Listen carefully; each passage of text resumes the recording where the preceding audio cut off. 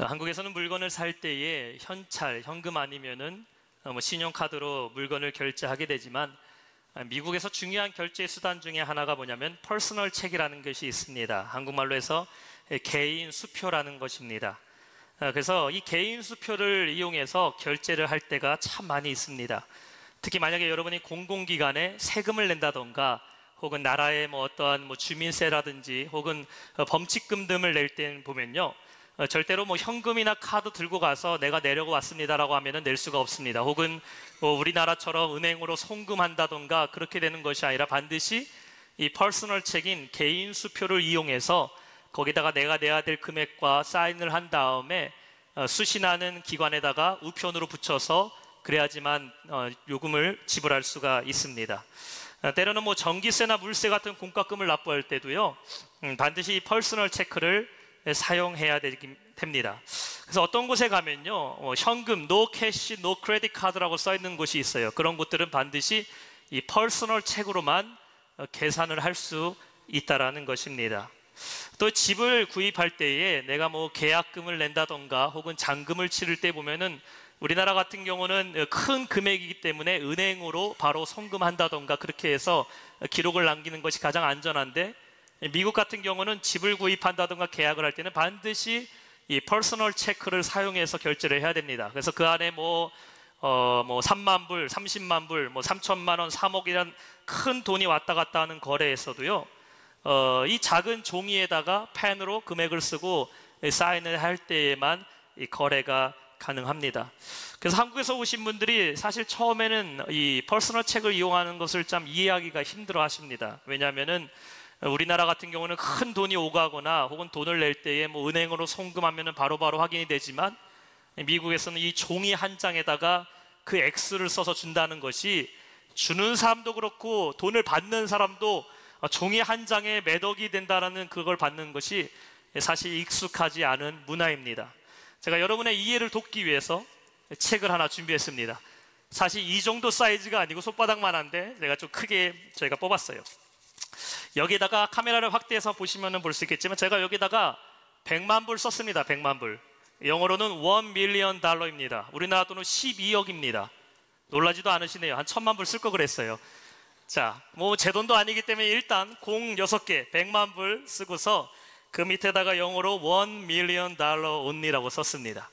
그러면 이 책은 그 순간 12억짜리 가치가 됩니다. 근데 빠진 게 있어요. 가장 중요한 게 뭐냐면은 위에다가 제 이름 조셉 코라고 썼지만 사실 여기다가 뭘 써야 되냐면은 제 사인을 넣어야 됩니다. 근데 제가 사인을 넣었나요? 안 넣었나요? 안 넣었어요. 왜 그러냐면은 돈이 없기 때문입니다. 그 다음에 여기 위에 보면은 이 돈을 누가 수신하는지를 쓰게 되어 있습니다. 여러분 갖고 싶어도 이거는 쓸 수 없는 책이니까 여러분 이해를 돕기 위해서 준비를 했어요. 만약에 이 종이에다가, 이 책에다가 사인을 할 때에 빌 게이츠, 미국에서 가장 부자인 빌 게이츠가 서명을 한다면요, 그 순간 이 책은 12억짜리 책이 됩니다. 만약에 미국에서 가장 부자인 워런 버핏이 여기다가 자신의 이름을 쓰고 사인한 다음에 여러분에게 whatever you want, 여러분이 원하는 액수의 금액을 쓰라 그러면 그때부터 이 책은 말 그대로 아무런 금액을 쓰더라도 여러분 것이 되는 가치 있는 수표가 됩니다. 중요한 것은 무엇이냐면은 종이 한 장이지만 누가 이 수표를 보장하고 누가 수표를 책임하는가에 그 사람의 이름이 들어가는 순간 이거는 단순히 그냥 버려 없어질 한 장의 종이가 될 수 있는가 하면은 100억과 1000억 그 이상의 가치를 갖고 있는 위대한 큰 돈이 될 수 있다는 것입니다. 여러분, 우리의 인생도 그 이름에 따라서 가치가 결정된다는 것 알고 계십니까? 사람의 인생이 결정이 되는 것은 누가 그 인생을 책임지고 있는가, 누가 나의 인생을 보장하고 있는가에 따라서 그 사람의 인생은 가치가 결정됩니다. 근데 그 이름은 여러분의 이름이 아닙니다. 혹은 내 인생의 가치를 결정하는 것이 여러분의 부모님의 이름, 혹은 우리 가족 중에 위대하고 높은 자리에 있는 그 훌륭한 사람의 이름도 아닙니다. 우리의 인생을 가장 가치 있는 인생으로 만들어주는 것, 내 인생이 단순히 이 땅에서 썩어 없어질 인생이 아니라 우리에게는 영원한 삶이 있는데, 육신의 삶뿐만 아니라 영원의 삶까지도 책임질 수 있는 진짜 가치 있는 이름이 우리에게는 필요합니다. 그 이름이 과연 무엇입니까? 예수 그리스도입니다. 왜냐하면 오직 예수님만이 우리의 영혼과 우리의 삶을 책임질 수 있는 이름이기 때문입니다. 만약에 내 삶에 내 이름만 써 있다면, 여러분의 삶을 보장하는 것이 여러분의 이름이라면, 고요셉이 고요셉의 삶을 보장하는 거라면, 우리의 인생은 내 능력 안에 거하는 인생입니다. 그 능력밖에 그 이상으로 살 수 없는 인생이 됩니다. 그러나 내 삶의 보증인이 예수 그리스도라면, 여러분의 삶의 보증인이고 여러분의 삶을 책임지는 분이 바로 예수 그리스도라면, 우리는 그 이름의 능력으로 말미암아 어떠한 문제 속에서도 능히 이길 힘이 있음을 믿으시기 바랍니다. 그래서 요한복음 14장 14절에는 이렇게 말씀하고 있습니다. 내 이름으로 무엇이든지 내게 구하면 내가 행하리라. 예수님이 말씀하셨어요. 예수의 이름으로 무엇이든지 내게 구하면, 예수께 구하면 누가 행하신다고 말씀합니까? 예수님이 행하신다고 말씀하십니다. 요한복음 16장 24절에도 말씀하고 계셔요. 지금까지 너희가 내 이름으로 아무것도 구하지 아니하였으나 구하라, 그리하면 받으리니 너의 기쁨이 충만하리라. 예수님의 이름에, 그 이름으로 구하는 자, 마치 이 수표에 능력 있는 사람이 사인을 했을 때에 그 수표가 가치 있는 것처럼, 저와 여러분의 인생에 예수님의 이름이 내 삶에 새겨진다면, 우리의 삶을 책임지는 것이 내가 아니라 예수님이 내 삶을 책임지시는 분이라면, 그 이름을 부르는 자에게는 놀라운 능력이 일어남을 믿으시기 바랍니다. 오늘 본문은 절망적인 삶을 살던 한 사람이 예수 그리스도의 이름으로 완전한 변화를 경험하게 된 이야기를 우리에게 전하고 있습니다. 우리의 삶에도 예수의 이름으로 일어나는 그 능력이 나타나는 귀한 시간 되시기를 축원합니다. 우리 본문의 2절에는 이렇게 말하고 있습니다.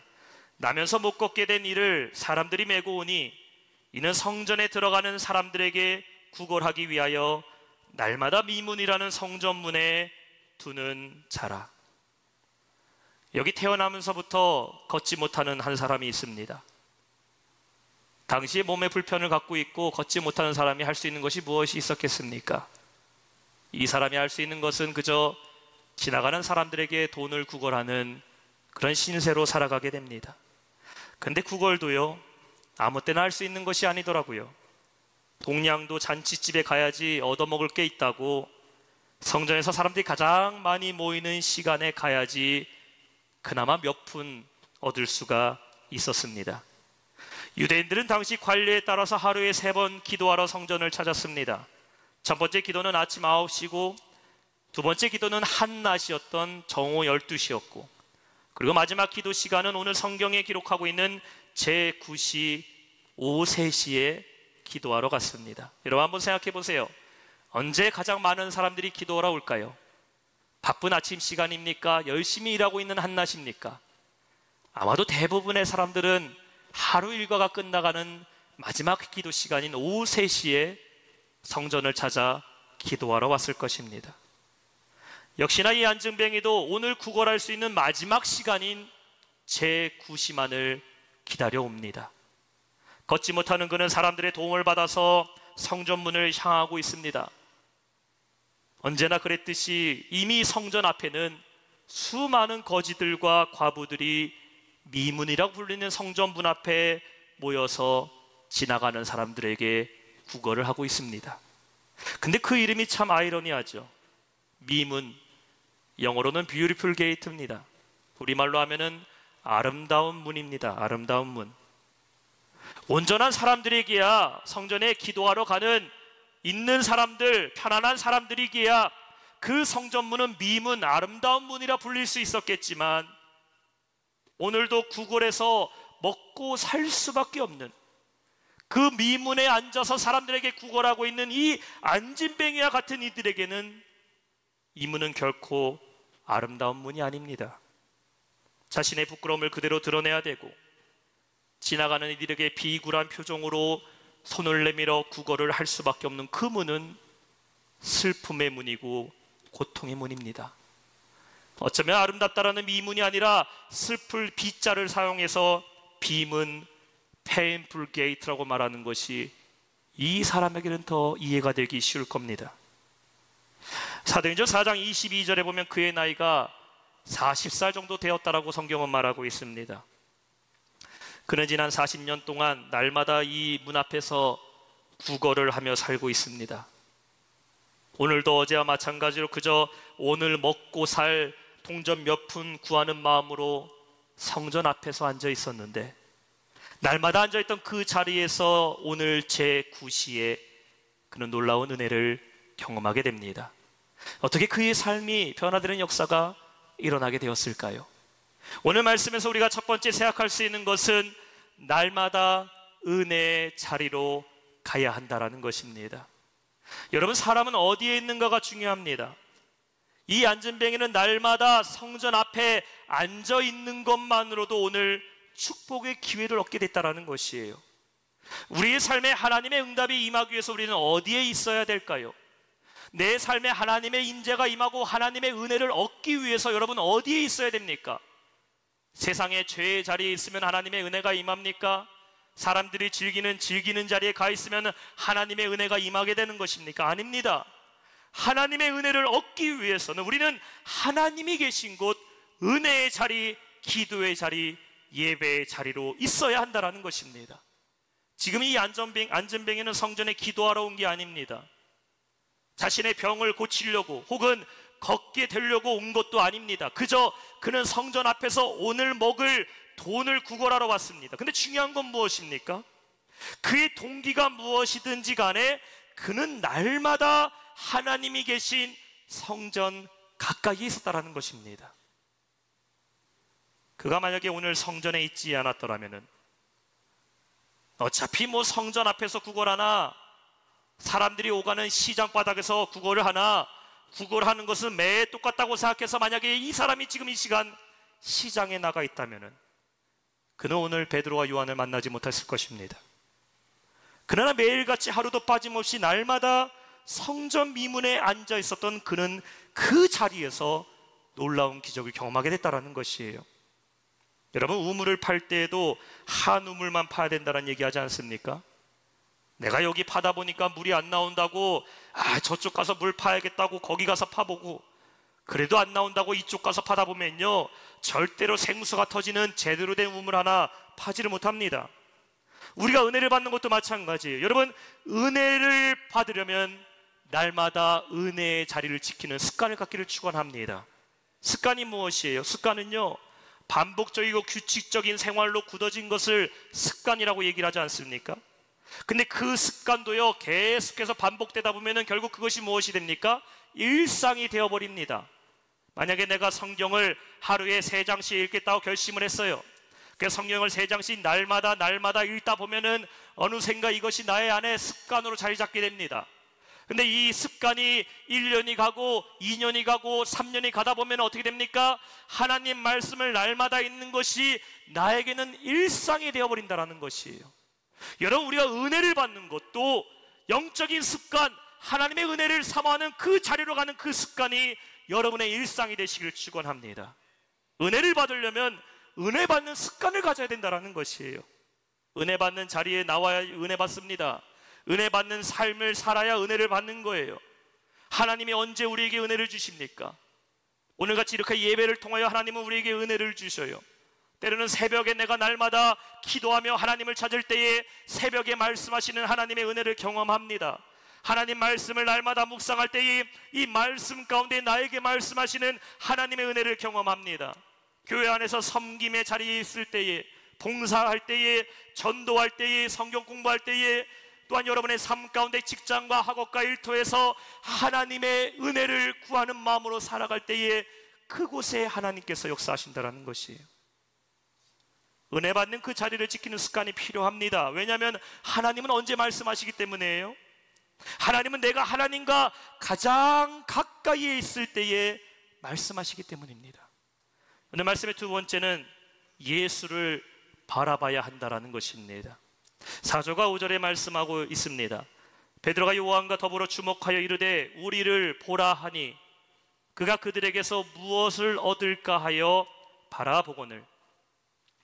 앉아서 구걸하는 사람이 날마다 어디를 봤겠습니까? 하늘 보고 살았겠어요? 날마다 앉아서 구걸하는 사람은 땅만 쳐다보고 살았습니다. 그저 손만 내밀 다음에 사람들에게 한 푼 도와달라고 구걸했지, 그는 누가 내 손에 돈을 줬는지, 그 사람이 어떻게 생겼는지 자세히 쳐다보지도 않았습니다.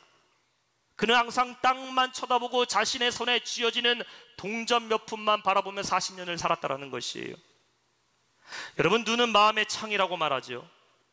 눈은 인간의 내면을 드러내고 의사소통에 중요한 역할을 한다고 말합니다. 그래서 우리가 대화할 때에 눈과 눈을 바라보면서 대화하는 것이 중요하다고 얘기하지 않습니까?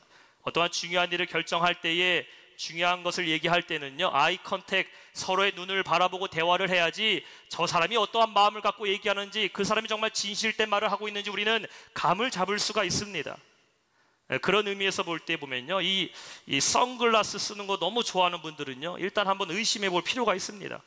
물론 밖에 태양이 너무 내리쬐고 혹은 라식 수술이나 백내장 수술을 하셔서 어쩔 수 없이 이 눈을 가리시고 보호하실 분들이 있다면 당연한데, 어떤 분들이 실내에서 선글라스 쓰고 굳이 식사하시는 분들은요, 이 뭔가 찜찜한 분들입니다.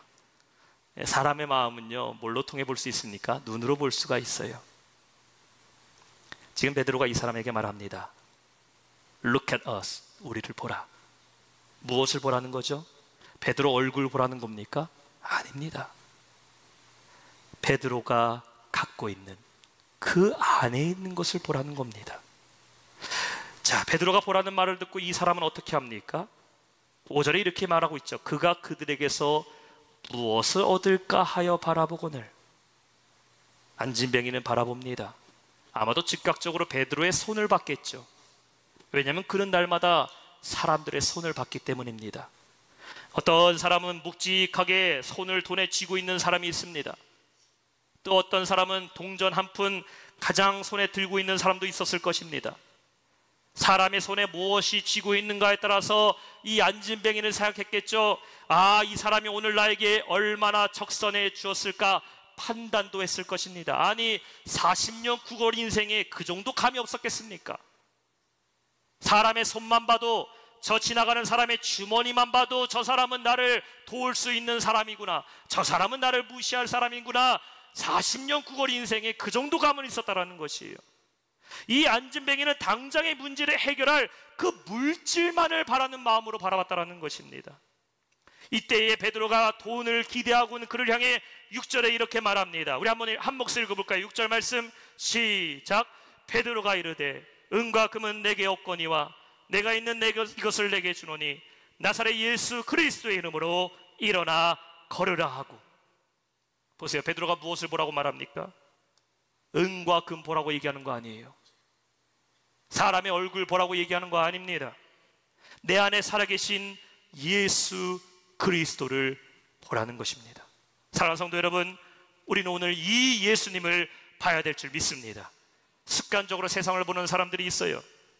당장의 문제를 해결해 줄 물질만을 바라봅니다. 나에게 은만 있으면은 이 문제 해결할 수 있다고, 나에게 금만 있으면은 지금의 가난, 지금의 이 문제를 당장에 해결할 수 있다라고 생각합니다. 그러니 정작 바라봐야 될 예수님은 보지 못하고 세상에서 얻을 수 있는 것들, 세상에서 내가 찾을 수 있는 것들에만 눈에 불을 켜고 찾아다니는 사람들이 있다는 것이에요. 그러나 여러분, 금이 이 사람 걷게 하는 게 아닙니다. 은이 아무리 많다고 이 사람을 일어나게 만드는 거 아닙니다. 안진뱅이가 일어나는 역사는 금덩이가 눈앞에 있다고 일어나는 것이 아니라 오직 예수 그리스도 바라볼 때에, 예수를 보는 눈이 열릴 때에 기적이 일어남을 믿으시기 바랍니다. 마지막 말씀의 세 번째는 예수의 이름을 믿어야 한다는 것입니다. 6절에 베드로가 외칩니다. 내게 있는 내 것을 내게 주노니 나사렛 예수 그리스도의 이름으로 일어나 걸으라 하고. 예수의 이름이 선포됩니다. 그러자 어떠한 역사가 일어나게 됩니까? 7절에 8절에 말씀하고 있어요. 오른손을 잡아 일으키니 발과 발목에 곧 힘을 얻게 되고, 8절에 말합니다. 뛰어 서서 걸으며 그들과 함께 성전으로 들어가면서 걷기도 하고 뛰기도 하며 하나님을 찬송하니. 할렐루야. 여러분, 예수님의 이름에 능력이 있음을 믿으시기 바랍니다. 세상에 수많은 이름이 있어요.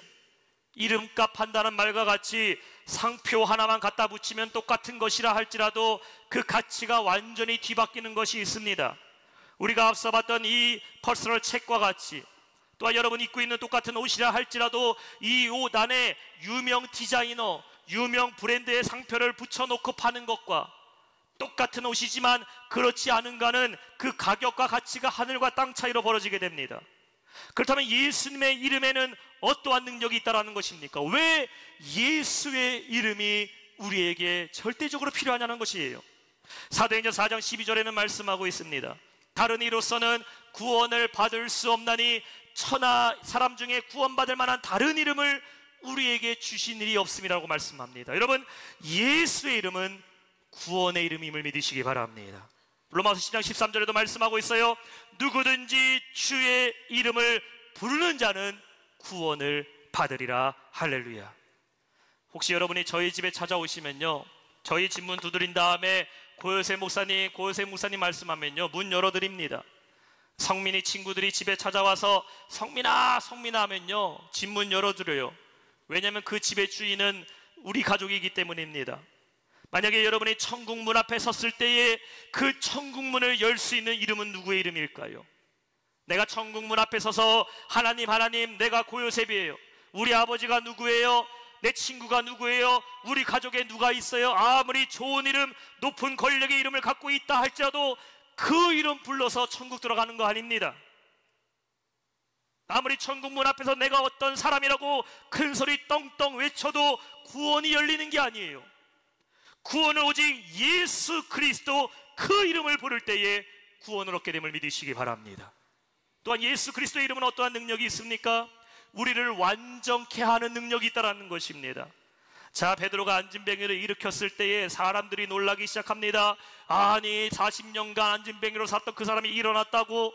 그러면서 사람들은 자연적으로 베드로를 바라봤겠죠. 우러러봤습니다. 야, 저 사람은 신비한 능력이 있겠네라고 생각하는데, 그때의 베드로가 뒷절에 보면 3장 16절에 이렇게 말합니다. 그 이름을 믿음으로 그 이름이 너희가 보고 아는 이 사람을 성하게 하였나니 바로 예수로 말미암아 난 믿음이 너희 모든 사람 앞에서 이같이 완전하게 낫게 하였느니라 말씀하고 있어요. 누구의 이름이 낫게 있다고요? 베드로의 이름 아닙니다. 이 안진뱅이의 이름도 아닙니다. 예수의 이름이 그를 완전히 낫게 했다는 것이에요. 영어 성경에서는 이 완전히 낫겠다라는 것을 perfect health라고 얘기합니다. 완전하다는 거, 어설프지 않다라는 것이죠. 안진뱅이가 일어났는데 한 2시간, 3시간 지나고 나서 갑자기 다리가 저리다고 하면서 아무래도 내가 앉아야겠다고 다시 앉아버린 거 아닙니다. 안진뱅이가 고침받고 나서 한두 달은 걸어 다니다가 한 4달, 5달, 6달 지나서 보니까 또다시 성전 미문에 앉아서 사람들에게 구걸하는 그런 모습도 아닙니다. 예수님이 고쳐주셨다는 것은 완전히 퍼펙트하게 그 일을 새롭게 고쳐주셨다는 것이에요.